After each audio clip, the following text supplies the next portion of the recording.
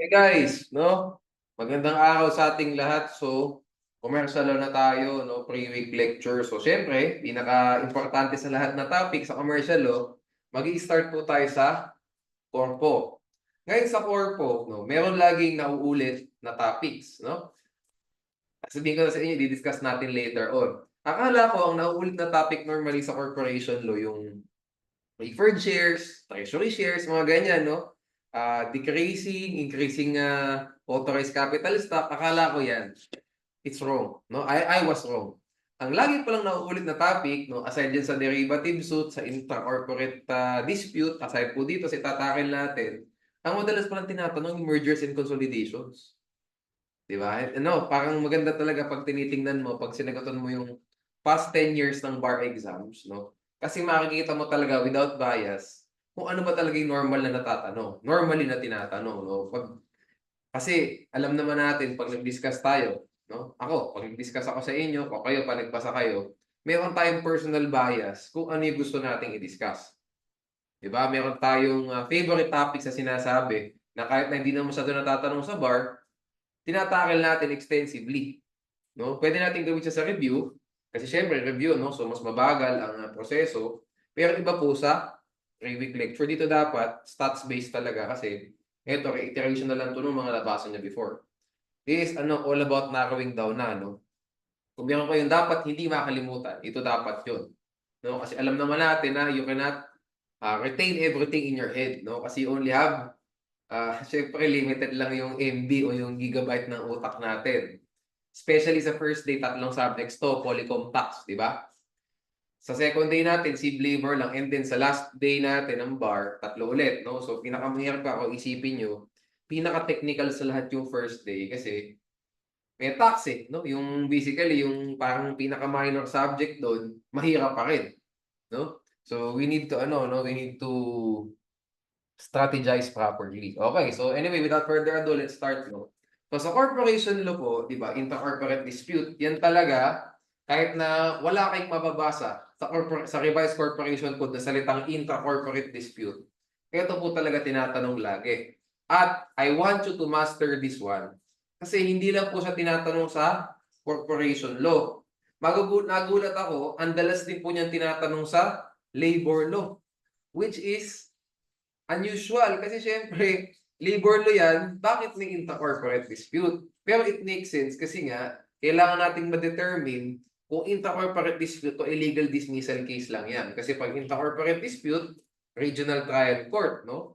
Kapag illegal dismissal case, labor arbiter of the NLRC lang tayo, no? Pero mas simple po, no? Mas predictable yung possible inter-corporate dispute question sa labor law kumpara sa corporation law.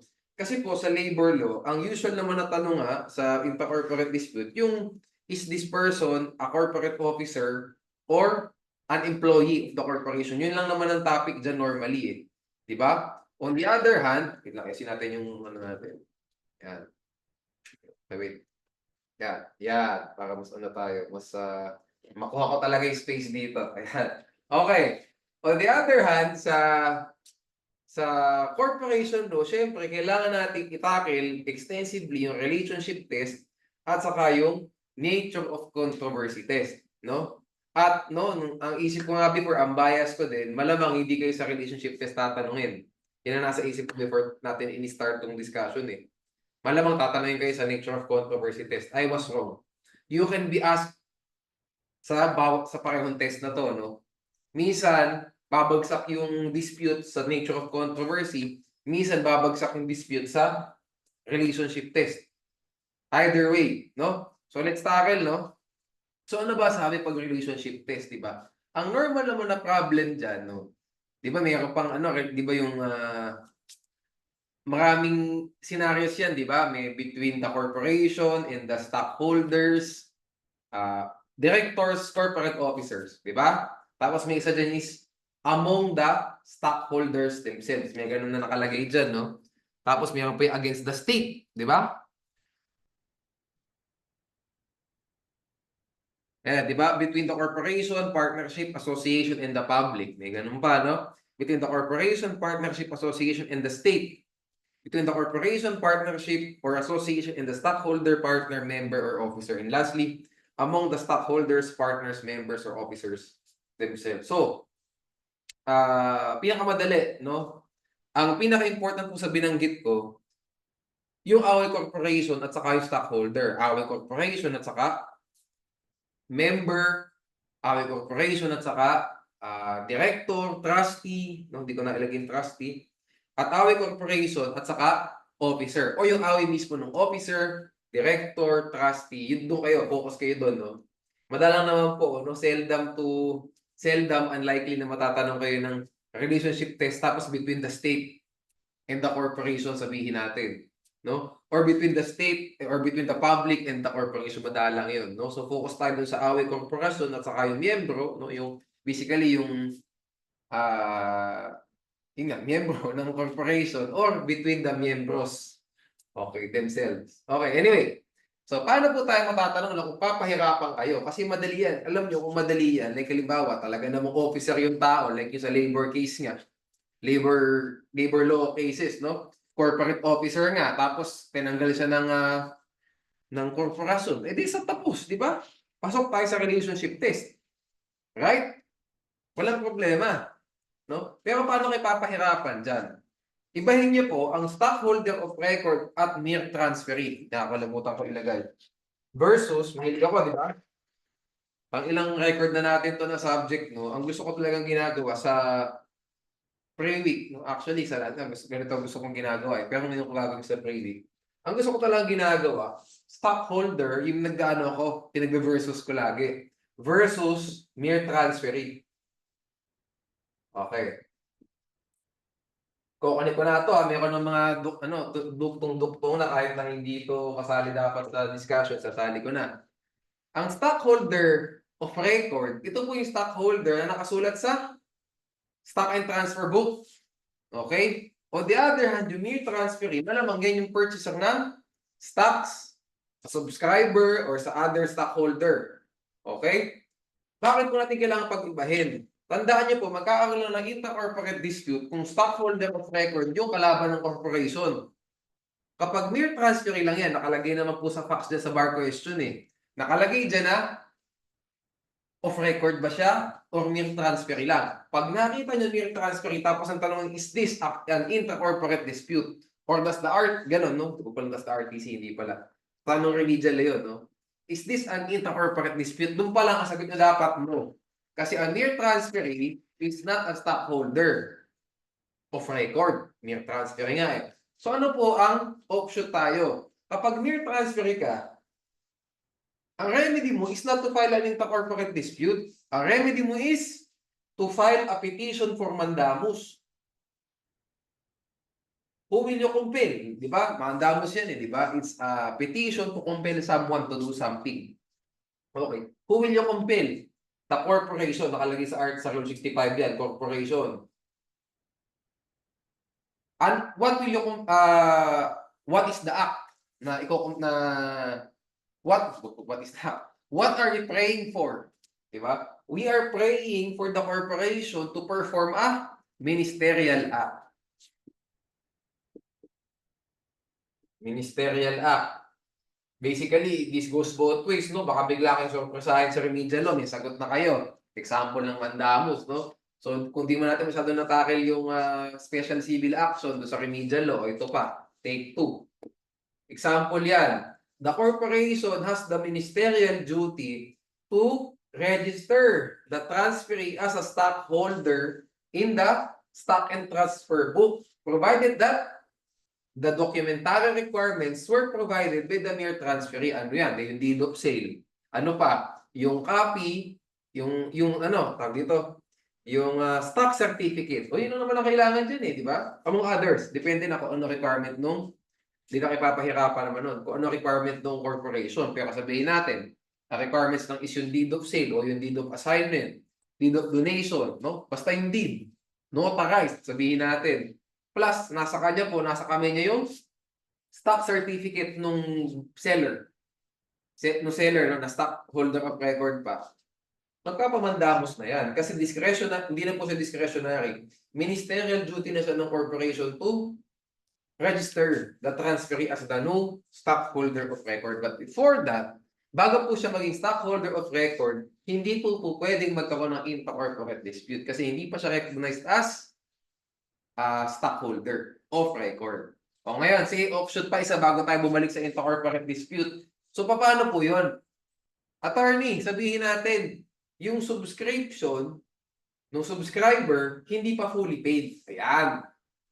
Sabihin natin, 50% paid pa lang, no? Sabihin natin, 1 million yung subscription, 500,000 pa lang yung binabayaran, so may remaining 500,000. Ngayon, hindi pa binabayaran nung stockholder of record, nung subscriber, yung purchase price, ibinenta niya na yung kanyang rights dun sa stock, sa shares, to another person. Sino po ang magbabayad nung balanse? Ang sagot po yung transferee. Tandaan niyo yan, ha? Case law yan. The transferee, dahil ko na sinabi sa inter-corporate dispute pa lang tayo, pero gusto ko na ipasok lahat bago tayo bumalik sa inter-corporate dispute. No? The transferee will pay the balance. Okay. Tandaan niyo yan. Siya po ang magiging liable for the balance. Otherwise, no? If, tandaan nyo to what if the transferee refuses to pay the balance? Kasi sabi niya, aba, nagkagasta na ako dun sa pagbili ko ng stock ni Mr. A, yung seller. Tapos, ako pa magbabayad ng balance, nag-double pay na ako. What will be the consequence, no?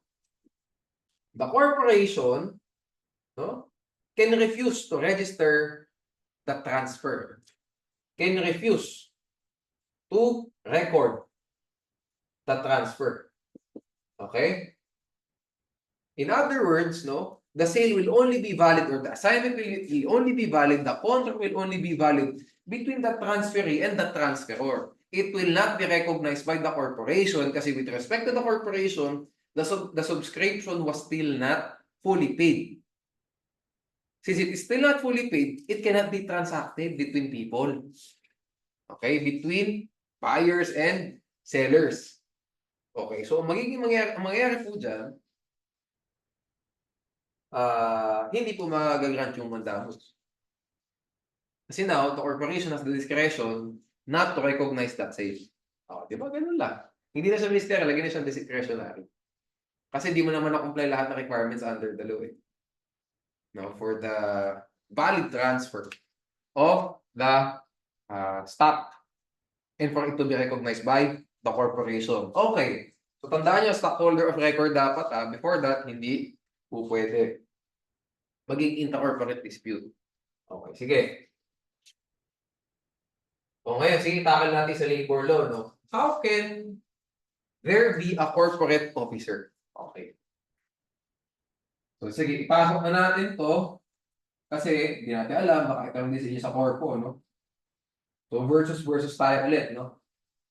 Alam nyo, no, ngayong lecture ko sa pre-week, ewan ko baka may power yung whiteboard. Napansin ko, no, karamihan ng tanong sa bar exams, laging may comparison between the two. Kasi alam nyo kung bakit, mas madali siyang gawa ng tanong. Pag ganito may comparison, may naglalaban ng dalawang principles. BP 129 versus venue. Diba? Real action versus personal action. No? Personal service of summons versus substituted service of summons. Pag sa labor, independent contractor or employee. Legitimate contracting versus labor-only contracting. Puro mga ganyan po yung tanong. Alam nyo kung bakit? Kasi madali pong gawa ng tanong. Titignan lang kung itong requirement na ito, itong requisite na ito, absent o present.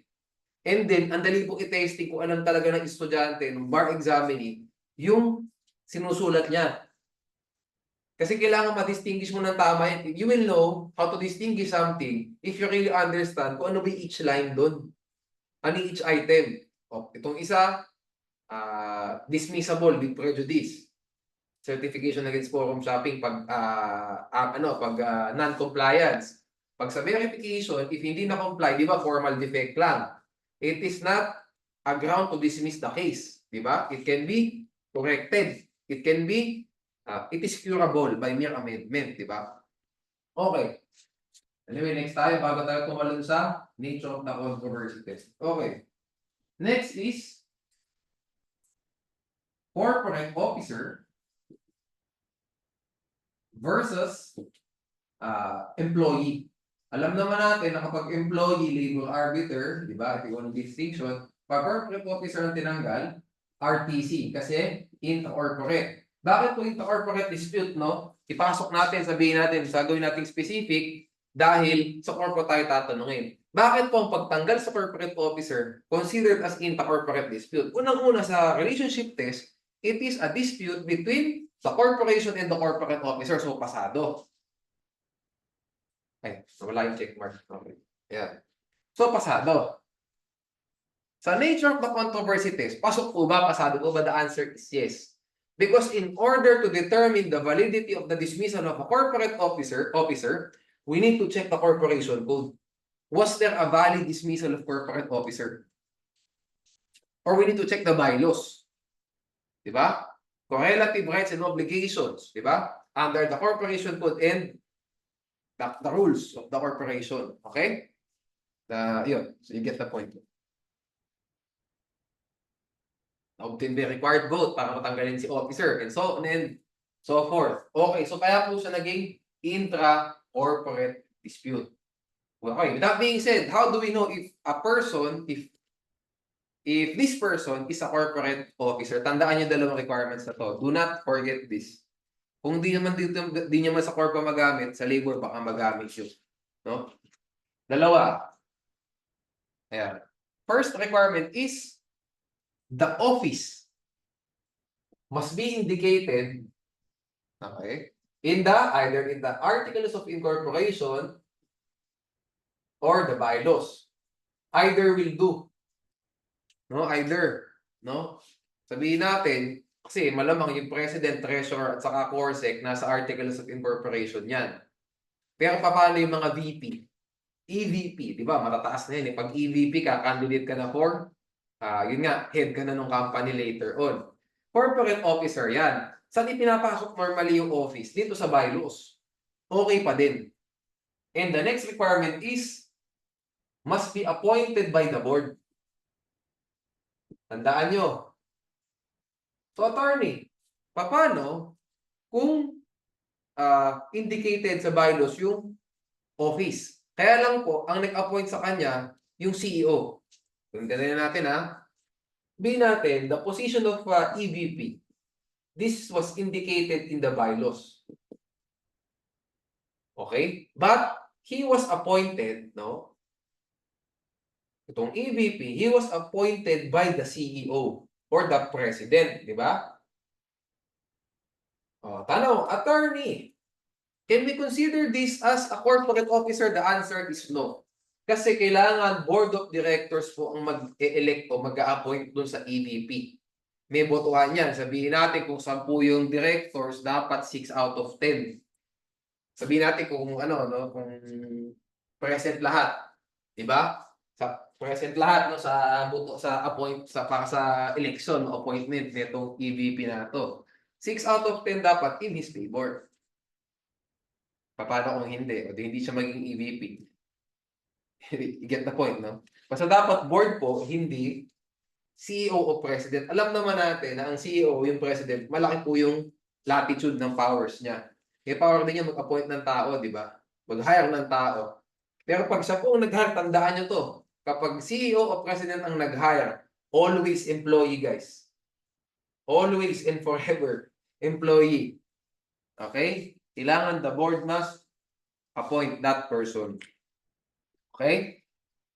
So, yan. Sabihin natin, employee, hindi labor arbiter pag tinanggal sa trabaho. Diba? Now, you see, the principles, the test from a different perspective. Diba? Hindi lang tayo limited sa mga nasa kaso. Okay? Sige. Kasi kung kaya nyo talagang, if you can make things simpler, and if you can make your own examples, sinasabi ko sa inyo, if you can make your own examples, ando ng key para pumasa kayo sa bar. No? We can make it exaggerated. No? Mas maganda ng kaya nyo gumawa ng sariling examples kaysa sa marami kayong nabasang cases. Remember that. Kasi you can only read so much cases. You can only read so much cases. Hindi nyo kayang basahin lahat ng cases. No? Kasi, di ba, of course, maganda kung mabasa nyo yung chair's cases.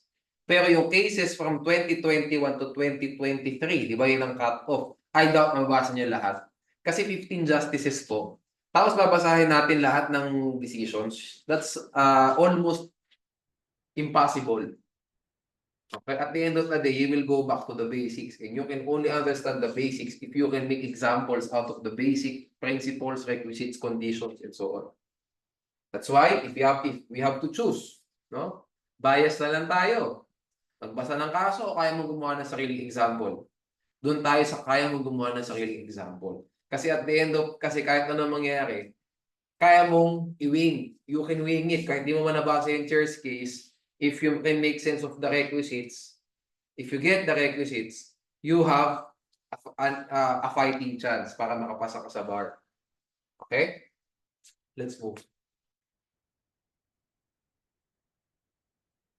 Tapos tayo sa corporate, sa relationship test, no? Okay na tayo. Sa nature of controversy test tayo.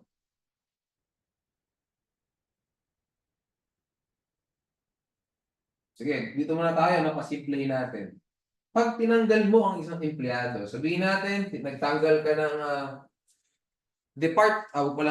department head, tinanggal mo. No? Department head. Department head, sabihin natin, ba't walang department head. Sabihin natin, not indicated sa bylaw. So that means, hindi siya corporate officer. So bagsak siya sa relationship test. Sa nature controversy test, pasado ba o hindi? Bagsak din. Why?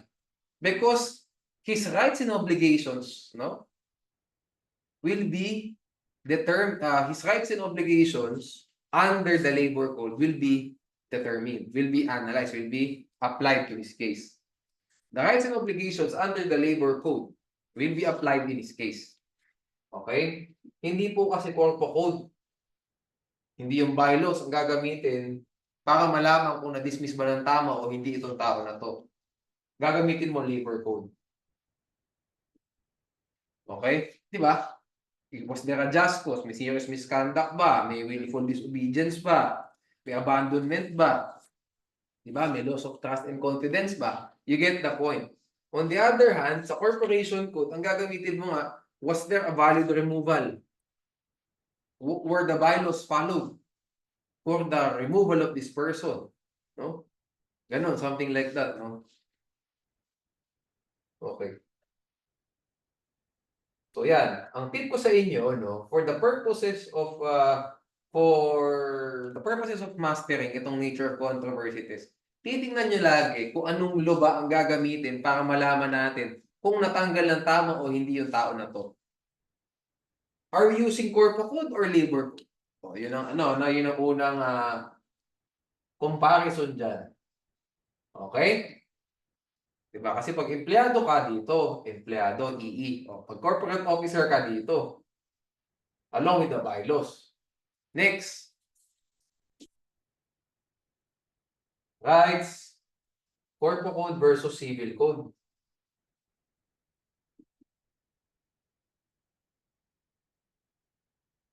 Ano po bang provision na nag-a-apply para ma-settle natin yung dispute between these two parties? Will we use the corporation code to resolve their issue or will we use the civil code to resolve this issue? Example, transferee and transferor. Okay.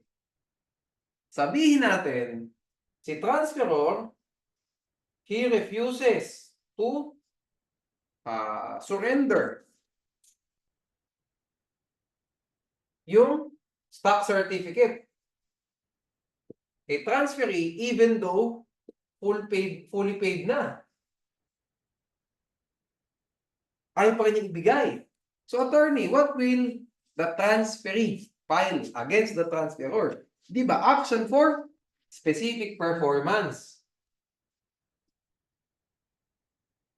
Ano ipapile mo, di ba? For you to compel the delivery of the stock certificate para maiparehistro natin sa korporasyon. Specific performance ang ipapile natin. O ngayon, in that case, what provisions or what principles will you use to resolve the dispute? Corpo code, RCC, or civil code? The answer is civil code. Di ba? Civil code ang gagamitin mo dyan. Ano ba? Bigyan tayo ng examples. Article 1191. Di ba? The power to rescind, di ba, is implied in reciprocal ones. Diba? Something like that, no? So, parang when one of the parties, no, does not comply with what is incumbent upon him, something like that. However, di ba, mayroong choice. Yung in Article 1191 of the Civil Code, may choice yung injured party, di ba? He can choose either to rescind or to enforce the contract with right to damages in either case. Sabihin natin na pinili ni transferee is to enforce a daily specific performance, Article 1191. Di ba? The transferor did not comply with what is incumbent upon him. What was incumbent upon him? What was that incumbent upon him? The delivery of the stock certificate, the surrender of the stock certificate to the transferee. So ano sagot? This is not an intracorporate dispute because the nature of controversy test was not met. Diba? Kasi the issue will be resolved by analyzing the provisions under the civil code, not under the corporation code. And on top of that, wala namang hindi rin pasado sa relationship test. Why? Kasi only one of them is the stockholder of record. Only the transferor was the stockholder of record. Ano ba nakalagay dun sa relationship test? Among the stockholders, members, directors, trustees, officers themselves. Only one of them is a stockholder. This guy is not a stockholder. Not. So, bagsak siya sa parehong test. Marami pong ganyan, no? Maraming ganyan. Isa naman, deed of sale. Deed of sale ng, ayun nga. Deed of sale ng shares. No? Donation ng shares. No? Bequeathal ng shares kung nasa last will and testament. Lahat siya civil code. Diba? So, sa nature of controversy test, sinasabi ko lang sa inyo, ang likely na pwede itanong sa inyo dyan for the bar exam is Corpo Code versus Labor Code. At saka Corpo Code versus Civil Code. Okay? Ano ba ang batas na gagamitin natin upang maresolba ang usapang ito? Okay, next tayo, derivative suit. Malinaw, no? Nice one. Sige. Ayun. So, I hope you get the point.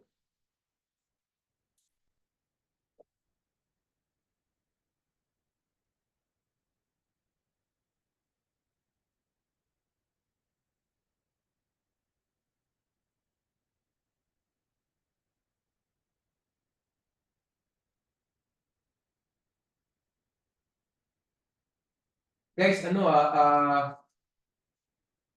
commercial law pala, wala, no? We need to do our best talaga to read everything. Kasi sa cheers cases,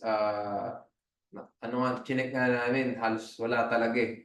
No? Wala talagang cheers cases for commercial law. Baka mali kami, pero yun yung nasa namin, nung naghanap kami ng cases for cheers cases. So, walang matatanong doon. So, double-edged sword yan. If you get the basics, magiging mataas ang grades mo kasi wala namang pagbabasihan cheers cases eh.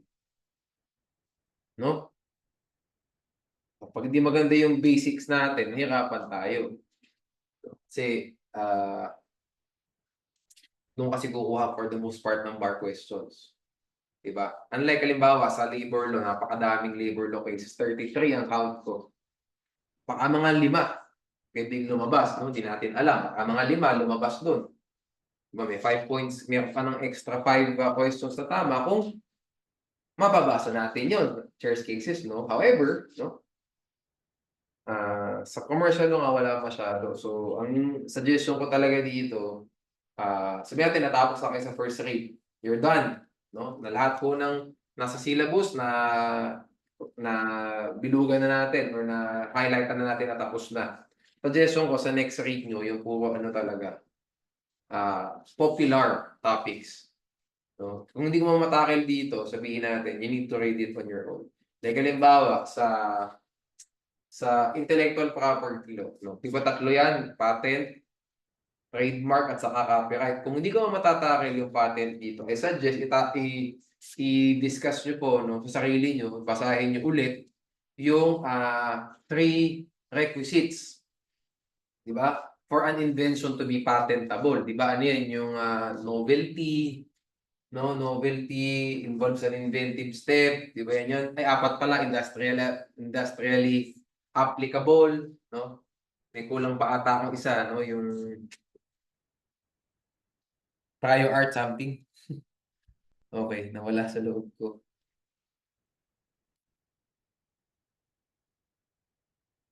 Tama pala ako, Diyos ko. Ang kulang ko pala yung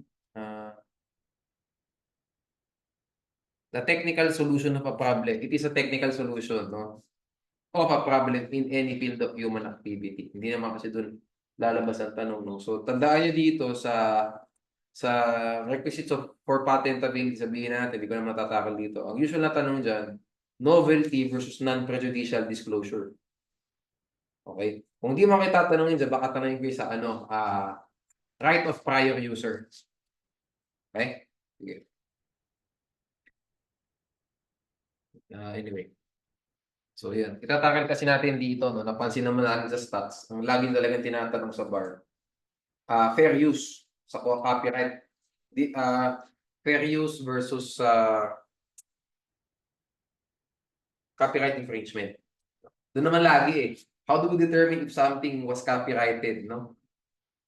Hindi niyo na kailangan, for me, to be honest, hindi niyo na, ganun kayo, no? Was there infringement? Hindi niyo na kailangan itakil pa yung what are the copyright or economic rights. Di ba marami yan?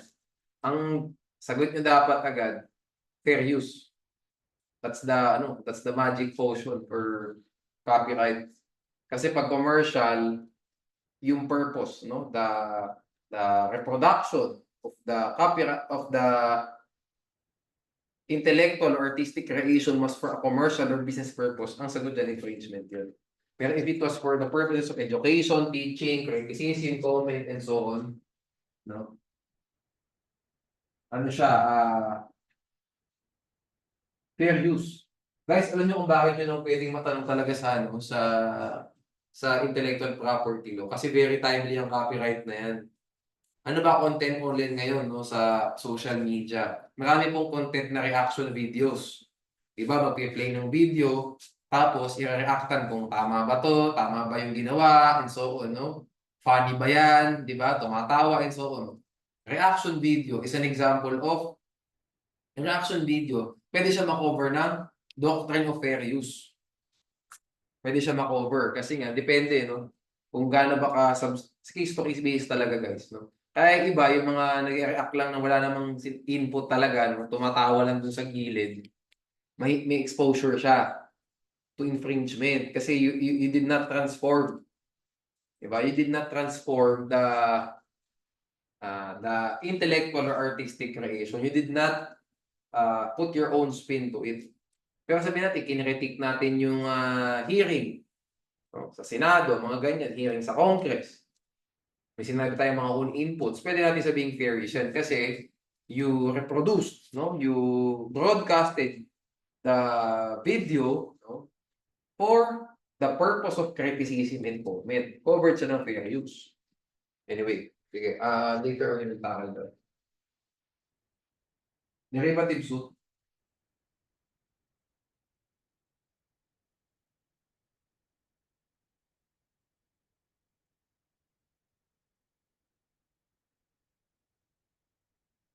Wala tayong derivative. Babalik ako ng derivative. Punta tayo sa fair use. Sige. Kasi ano ko na rin, baka magulo pa tayo. Nabanggit ko na rin eh. Copyright. Ito yung mga kailangan nyo sa copyright na baunin talaga, no? Sorry, sa ano pala, sa patent, pwede nyo rin ipasok yung used by the government, no? Yung how can the government use a patentable invention even against or without the consent of the inventor. Another pa yun. Lalo na ngayon, no, timely kasi COVID. No? Nagka-COVID tayo, paano? Naka-invento sila ng gamot sa COVID. Tapos ayaw nilang ibigay sa ayaw nilang ibigay sa gobyerno yung invention, no? And the government, no, use that invention even against the will of the inventor. Sa tayo? Copyright tayo. Well, ang unang tanong dyan, siyempre, yung protection. Yun ang unang tanong dyan. The second question is, fair use.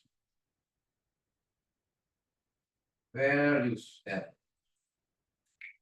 When is an intellectual or artistic creation protected? It is protected from the moment of creation. Diba? So, registration is not required, no? Ito po ang biggest, no? One of the biggest differences ng copyright, trademark, patent. Sa copyright, creation. Sa trademark at saka sa patent, registration. Diba? If you do not register your mark or your invention, hindi po siya mapoprotektahan ng batas. Okay? Sa copyright, the mere fact that you created that thing, it is already protected by law. May isa pala akong na dito. What can be copyrighted? Yun. Tandaan nyo, we don't have to memorize na yung may mahabang listahan dyan, di ba? Mahabang listahan ng possible subjects of copyright, di ba? Tandaan nyo lang, artistic or intellectual creation. Use your common sense na lang. What is considered as an intellectual creation? Artistic creation. Mali pala ba artistic? Pag ma-intellectual kayo na pa-intellectual. Nalito kasi dahil intellectual property law. Nalito. Literary. Ano ba yan? Literary work. Wisit. Sorry ha. Nalito na kasi IP law. Naipasok ko na intellectual doon sa discussion. Literary work. Okay. Buti sinulat ko. Intellectual ako ng intellectual. Ayan. Okay. Artistic or literary works lang. Okay, so like in one case, no, yung sa Schumart case, no, ang pwede pong i-copyright doon, hindi yung pinaka box itself. Ang pwede i-copyright doon yung parang ang tawag dito, illustration. Yan. Yung illustration ng box. Anong pangalan ng box na yun? Pearl and Dean yan eh. Sorry sa mga nagbanggit, no? Sana nanonood pa kayo, mga nabanggitan ko ng intellectual creation kanina, I'm sorry. Literary work. Okay. Pearl and Dean versus Schumart. Let's go. Okay. Ayan, tama ito yung Lightboxes kay Merlu, di ba? Yep, 2003 case. Ito nga yun, no? Kasi dito po sa kaso na ito, parang dinistinguish trademark, copyright, and patent. Di ba? Kaya lang, ang ginawa po, inilagay lang yung sa paragraph, no? Anyway, hindi na magiging sagot ko sa bar. Ang nilagay lang po dyan, yung parang terms, definitions ng trademark, copyright, at saka patent under the Intellectual Property Code, no? So, tama, yun naman ang sagot natin sa bar. Pag yun na naging tanong, explain the difference between trademark, copyright, and patent. Yun ang ilalagay nyo kasi yun yung nasa Supreme Court case eh. Pero for the purpose of understanding the difference, kailangan mas malalim yung pag-breakdown natin, no? So, yan.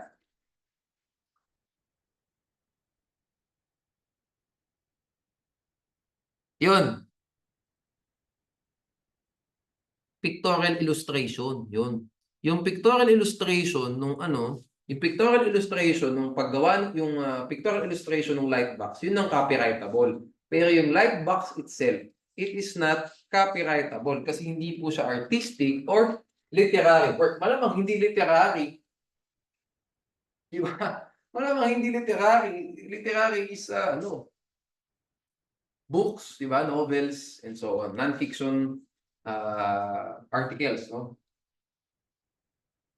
Artistic, hindi rin siya artistic kasi the light box was, parang, it was created for billboards. Hindi naman siya created to for artistic purposes, di ba? So, yan, no? Di ba kasi sa section 2 ng Intellectual Property Code nakasulat dyan yung the rights granted by this decree shall from the moment of creation subsist with respect to any of the following works. Tapos napakadami niyan, di ba?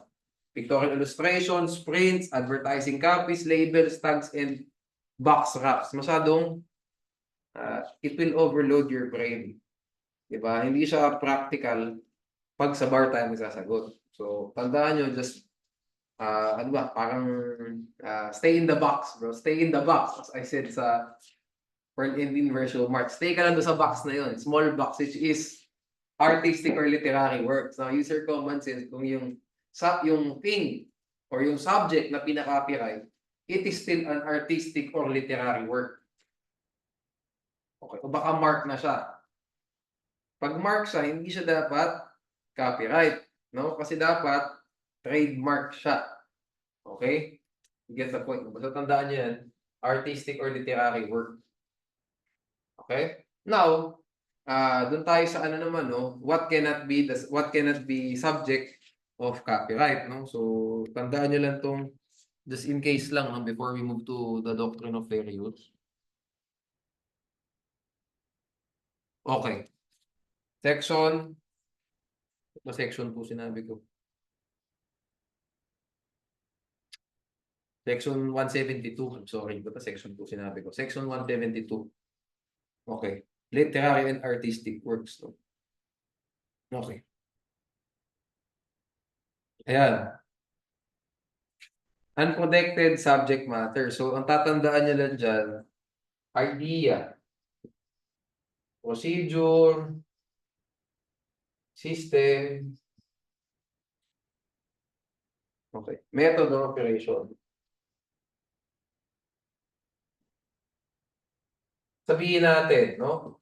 Fast food chain, meron silang operation manual, no? Operating manual para maging efficient yung pagpapatakbo ng negosyo. Siyempre, marami silang branches, di ba? Is that copyrightable yung handbook nila? Nakalagay dyan, no? May operation. Di ba? Hindi. Okay, so what do we mean by that? Of course, yung libro, sabihin natin, let's differentiate. Okay? Differentiate natin yung book of operations and the operations themselves. Yan. Yung book, hindi mo pwede i-copy, photocopy yun, di ba? Kasi that book is a literary work. Di ba? Sabihin natin, yung 100-page manual.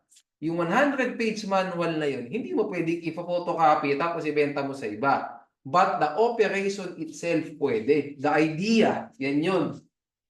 Operations themselves. You can copy this. Sabihin natin, maganda si fast food chain A, ang ganda ng operations niya, no? So nagtitipid, di sila nagkakaroon ng pilferage sa pagkain. Sabihin natin. Another fast food chain can copy that. Gaya-gayahan lang pwede.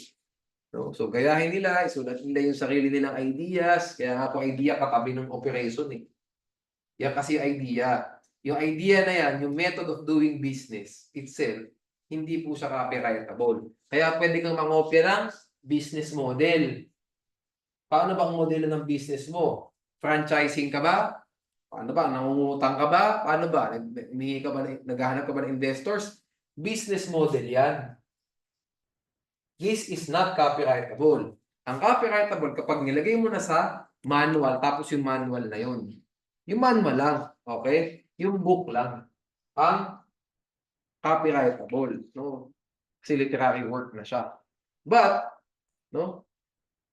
Yung model itself, yung system itself, yung procedure itself, hindi po siya copyrightable. Another company, another fast food chain can copy that.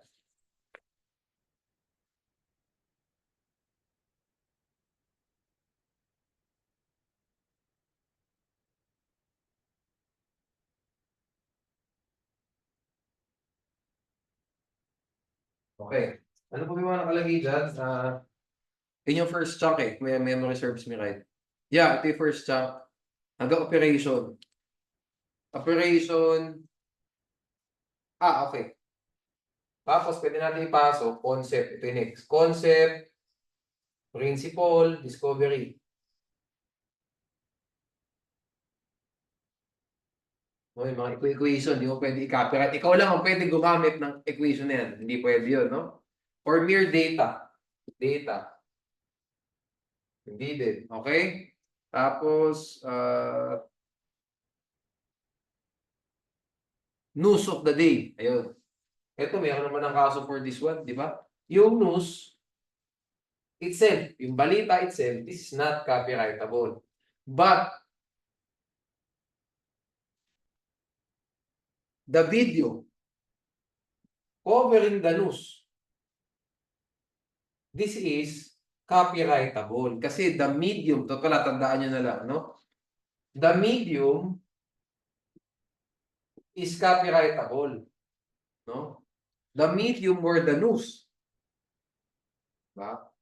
was contained is copyrightable. But the news itself or themselves, not copyrightable. Yung medium lang. Same thing po dun sa operations kanina, system. The system itself is not copyrightable. But the medium, what's the medium in this case? The book, the handbook, that can be subject of a copyright. Okay, you get the point. Move tayo to fair use. Biting ko, sorry kanina, ano sabi ko, artistic or intellectual. Sorry, literal. Medyo ano lang. Warm up pa.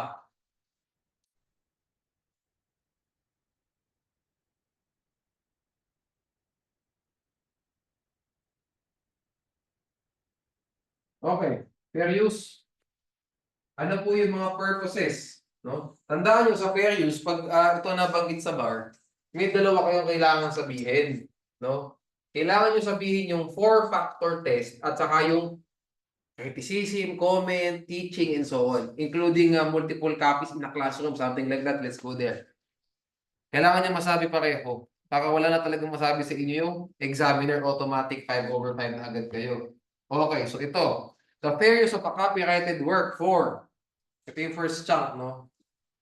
Criticism. Criticism. Wait lang. Tama ba ako spelling? Okay, tama. Okay, comment.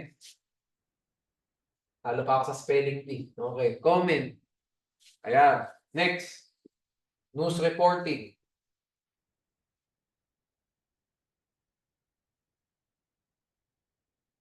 Teaching. Including ano daw? Multiple copies for classroom use. Basically, pwede kang mag-photocopy ng libro tapos para ipa-distribute mo sa estudyante mo. Okay?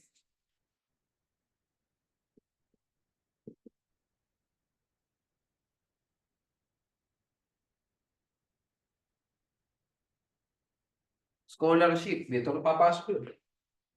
Scholarship research. Okay. Scholarship. Yeah, research. Okay. And similar purposes. Similar. And similar.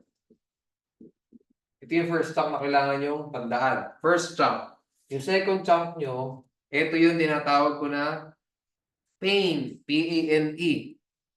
Sorry, nag-abbreviation ako. I hate abbreviations pero this time ginamit ko siya. PAIN.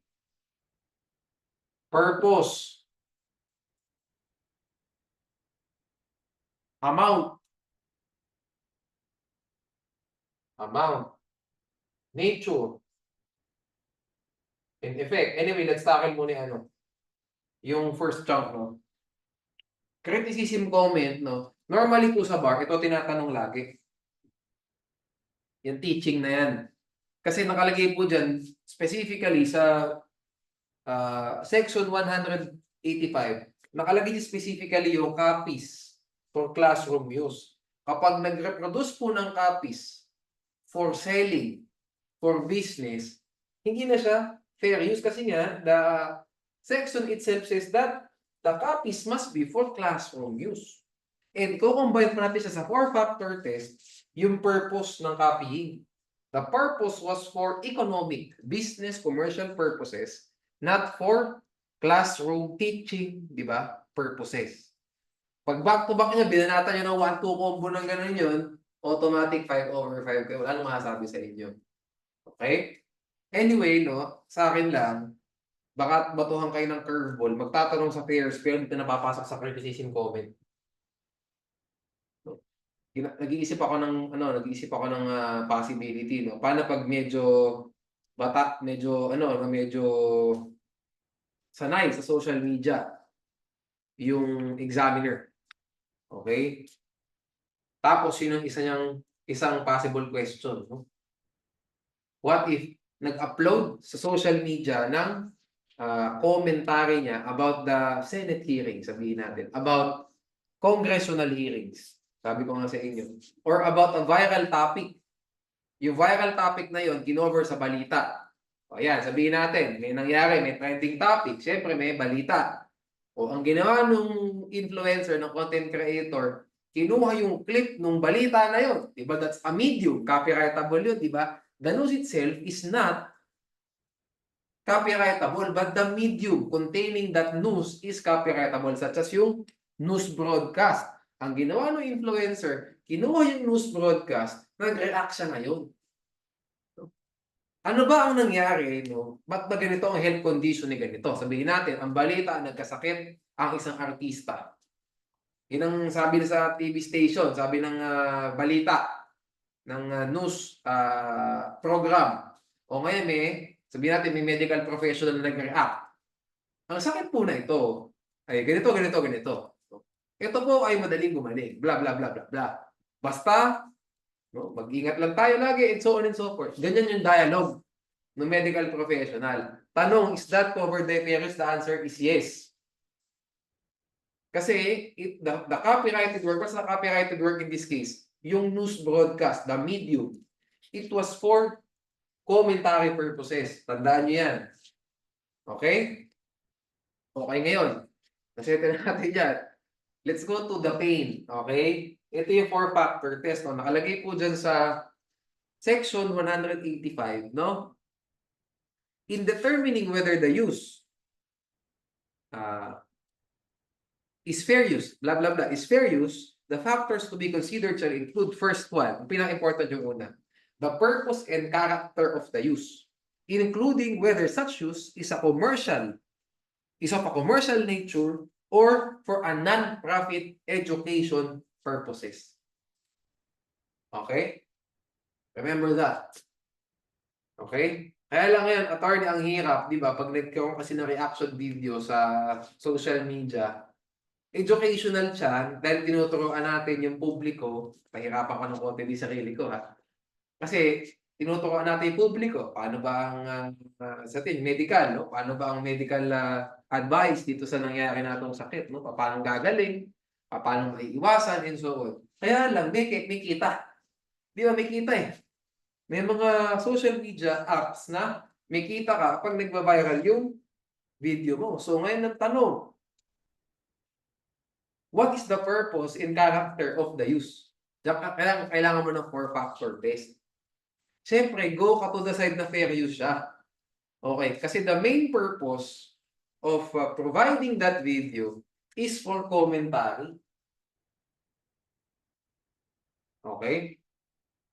Anyway, nakalagay naman dyan, including lang naman. Including whether such use is of commercial nature or for non-profit education purposes. Including lang naman siya. It doesn't mean na pag kumita ka automatic, tanggal ka na sa fair commentary. Fair commentary, naging line. Tanggal ka na sa fair use. Doctrine of fair use. Tandaan nyo, nakalagay dyan, the purpose and character of the use, including whether such use is of a commercial nature or for non-profit education purposes. Tandaan, including siya. It can be another purpose and character. So, ang opinion ko dyan, no? Kung tatanungin tayo sa bar ng ganyan, the main purpose of this video was to inform the public, di ba? Comment for education purpose nga, actually, for teaching din siya. You teach the public, di ba? May nakitang balita, ang pangit ng pagkakagawa ng bahay, baka gumuho. Sabihin natin, hindi maganda yung structural. So may engineer na content creator nag-comment, ito po, hindi maganda yung hindi nalagyan ng foundation yung bahay, baka gumuho, and so on and so forth. Ngayon, kumita yung engineer na yun sa content na yun. The main purpose of that video is to teach, to comment, to criticize. Di ba? Kinikriticize yung bahay na ginawa. Incidental lang yung pera. Okay? Kasi hindi naman automatic kapag nag-upload kami, pera ka dyan eh. Hindi automatic, di ba? Alam naman natin yan. Hindi automatic kapag nag-upload ka online, hindi manonood. Di ba? I would know. Di ba? Ngayon, di ba? So the main purpose of that, when you upload that kind of video, is actually to comment, to criticize kung mali, di ba? Or to teach kung may gusto kang added inputs para magkaroon ng proper context yung nanonood sa kung ano ba nangyayari. Di ba? Uso-uso ngayon yan. So, pwede tayo matanong sa ganyan dako. Okay? Next is the amount and substantiality of the portion and in relation to the copyrighted work as a whole. Sabihin natin, stop and go naman. Di ba? Stop, tapos skip ng konti kasi, di ba sabihin natin, house tour, yung influencer, o nag-react ngayon yung professional, yung architect, yung interior designer, or yung engineer about that house tour. Pa-skip naman. O ito, ini-skip nila yung basically mga joke time nung nag-house tour, Focus lang sila sa gawa ng bahay. Ito, ang ganda ng bubong, ang ganda ng pintuan, and so on and so forth, So, sa substantiality of the portion used, di ba, mas konti. So, we can honestly say na fair use siya. Next is the nature of the copyrighted work. So, yung pinaka-copyrighted work, anyway, hindi naman siya ganun ka-important. Ang pinaka-important talaga dyan, yung P at saka yung A. This one. And lastly, the effect of the use upon the potential market for or value of the copyrighted work. So, basically, ang context ko nito, will this reproduction, use, reduce the market value of the copyrighted work or will it increase? Actually, pwede ipasok. Sabihin natin may engineer o mayroong medical professional o may legal professional nag-react about a topic. That reaction, ang tendency niyan, magpupunta pa yung tao doon sa original video. So actually, the effect of the use increased. Di ba? What's the effect of that? Yung use nung professional, whether legal, medical, engineer, architect, and so on, it actually increased the market or the value of the copyrighted work kasi mas dadami pa yung views nun kasi pupunta doon sa original video. Diba? Ngayon, ibang pagkakataon nga na it decreases. How? Diba makikita niyo ba't sa fair use? Pag in-apply niyo talaga yung lahat ng factors, diba? Hindi naman yung buong video pin-play, pino-post din naman, tapos skip. Okay, pasok tayo dun sa letter A, pasado. Pasado rin sa P kasi nga main purpose is to educate, to inform. Tapos sa E, it actually increased the market value, the value of the copyrighted work. Kumpara natin siya sa nangungopia ng libro. Sabihin natin, photocopy ng libro. Binenta yung photocopy ng libro for a much lower price than the original book. Ano mangyayari? Bababa yung market value nung copyrighted book kasi hindi na bibili doon. Bibili na lang doon sa kinopya. O, tinayin, kumpara nyo siya doon sa reaction video online. Tumaas pa, lahat ng tao yumaman dahil sa pag-use nitong professional na ito. Nagka-AdSense sila, nagka-AdSense din yung professional. Diba? You get the point, no? Diba? Ang ganda yung batas na i-apply natin sa current situation, no? Paano ba ang consumer natin? Paano ba ang consumer sa Pilipinas? Yan, i-apply natin. No? Okay, next topic tayo. Ano ba yung mga possible topics pa rito? Okay, Sige, copyright infringement na tackle na. Okay, later on, tatakil natin yung unfair competition sa trademark, no? Mas important yung unfair competition, nagulat ako kumpara sa dominancy test at saka dun sa holistic. Tama, holistic at saka dominancy test based sa stats namin, twice lang natanong. Unfair competition, 3 times. No, which makes sense kasi po yung dominancy test saka holistic test dati, pareho pang ginagamit. Pero in the case of Colin versus Colin, no?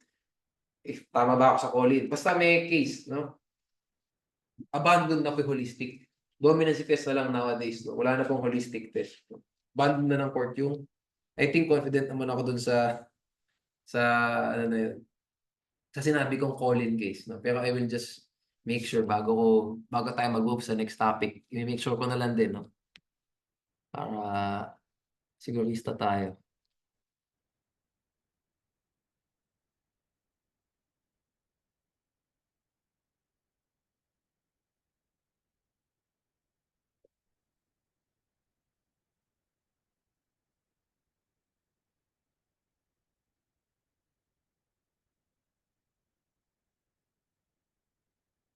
Oo, tama. The holistic test is na abandon. Colin Electronics versus Colin Philippines, 2021. Tama naman ako. Chinek ko pa. Para sure na lang. Okay, balik tayo ulit sa corporation law, no? Derivative suit naman, guys. Sa corporation law, ang itatakel natin, two topics, three. Intercorporate derivative suit at saka mergers and consolidations. Tapos sa insurance, well, malamang insurable interest. Saka yung incontestability clause. Guys, yung gasgas na gasgas. Incontestability clause, I break it down to you later. Idagdag na rin natin yung paano pag suicide. Papasok ko na rin yun. Tapos sa SRC, dalawa. Nakakagulat, no? SRC, laging same yung tinatanong. No? Tender offer rule, mandatory tender offer at saka yung insider trading. No? Tapos transpo, syempre, insurance. Okay. Next topic natin, balik tayo sa derivative. So, okay na tayo sa sa copyright. No?